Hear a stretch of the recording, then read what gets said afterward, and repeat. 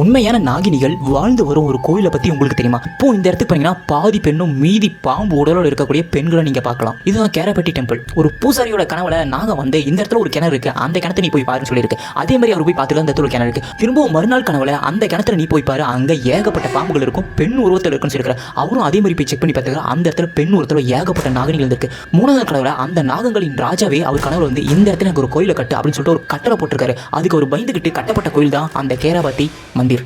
இந்த கோயிலில் பார்த்தீங்கன்னா ஏகப்பட்ட நாகங்கள் இருக்கும். இந்த உலகத்தில் இருக்கிற நாகங்களின் தலைவனான நாக கடவுள் இந்த கிணத்துக்குள்ள தான் இன்னும் உயிர் வந்துட்டு இருக்காரு. அவரோட வீட்டோட நுழைவு வாசலாகவும் இந்த கிணறு தான் இருக்கு. இன்னும் கொஞ்சம் சொல்லப்போனா நாகினிகளோட இருப்பிடமாகவும் இந்த இடம் தான் இருக்கு. இந்த இடத்துல பார்த்தீங்கன்னா வரக்கூடிய பக்தர்கள் பாதி பேர் நாகினிகள், அதாவது பாதி மனித உருவத்திலும் பாதி பாம்பு உருவத்தில் இருக்கக்கூடிய நாகங்கள் தான் இந்த கோயிலுக்கு பக்தர்களாக வந்துட்டு இருக்காமா. ஆனால் அங்கே வர பக்தர்களுக்கே அது தெரியாம மக்களோட மக்களாக கலந்து வந்துட்டு இருக்காமா. இந்த கோயில் பார்த்தீங்கன்னா காலையில் 5 மணிக்கு திறந்து 12 மணிக்கு மூடிடுவாங்க. அந்த 12 மணிக்கு மேலே இங்கே உலகத்தில் இருக்கிற எல்லா நாகங்களோட ஆன்மாக்களும் உண்மையான நாகங்களும் இந்த கிணத்துக்கு முன்னாடி கூடி அங்கே இருக்கிற நாக தலைவனுக்கு பூஜை பண்ணுவாமா. இந்த கோயிலுக்கு தப்பான ஒரு எண்ணத்தோட இங்கே போகவே கூடாது. அப்படி போனீங்கன்னா தொடர்ந்து பல வருஷங்களா உங்களை பாம்பு கொத்துற மாதிரி கனவு டெய்லிக்கு வருமாமா. ஒரு நாள் விடாம எல்லா நாளுமே பல வருடங்கள் உங்களை பாம்பு கொத்துற மாதிரி கனவு வருமாமா.